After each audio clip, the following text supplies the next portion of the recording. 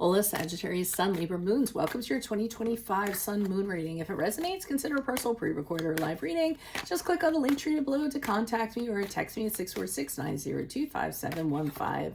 When you see this is when you're meant to view it. It doesn't matter the time of year. Also, check out your 2024 Sun Moon readings. They're still in my playlist and see if they rang true for you or someone you know. I have changed the format this year. So the first portion of this reading, I will go over the traits of your Sun Moon combination, pull the main cards for the first half of the year, and we'll take a quick look at your first half of your 2025. The second portion will be in the Vimeo link below, where I'll have the second half of the year, plus clarifiers for everything, plus a card of advice for 2025. So Sagittarius Sun, Libra Moons. Charm, a great sense of humor, and cheery optimism are the hallmarks of your being. You're an idealist and a dreamer, and sometimes those dreams are larger than life and very high bars to reach. Staying grounded from time to time is highly recommended. You have wonderful taste when it comes to fashion, expression, and decor. You're not as blunt as your Sagittarian counterparts and tend to sugarcoat before delivery. On the one hand, you can't bear to be unfair, but on the other hand, you also don't like people to dislike you. When it comes to love, you're an absolute romantic and are more often in love than into the work that love requires. However, since you're somewhat picky, you will put in the work with a partner who is well worth it to you. You have no problem attracting others with your magnetism. Generally, you like less inhibited partners who are willing to experiment in the bedroom. On the job, you're very good at mediating disagreements amongst your colleagues. Honesty and fairness must be incorporated into what you do, and you dislike coworkers who milk the system or take shortcuts. You have a difficult time compartmentalizing home life from work life, and if one is stressful, it will blend into the other.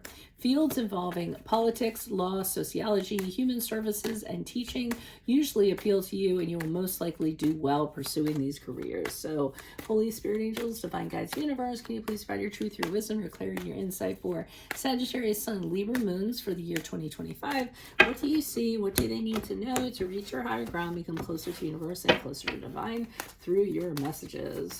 What do you have for January, February? We have the Two of Wands in the reversed. Also, look me up on Facebook, Instagram, TikTok. Like, share, subscribe, or donate.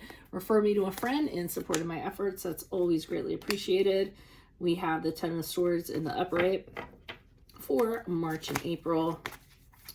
And then what do we have for May and June? We have the Page of Pentacles in the reverse. Okay, so I feel as though we're talking about a personal connection, at least for the first half of the year. With the Two of Wands in the reverse, I see that a connection that you once had with somebody, someone who you thought you could plan with, possibly have, a future shared a vision with, is no longer, okay? Now this person has turned into someone you don't feel like you can trust anymore, someone who you feel like you can't necessarily count on. You're starting to realize, maybe I overlooked some red flags and things of that nature that I should have seen before.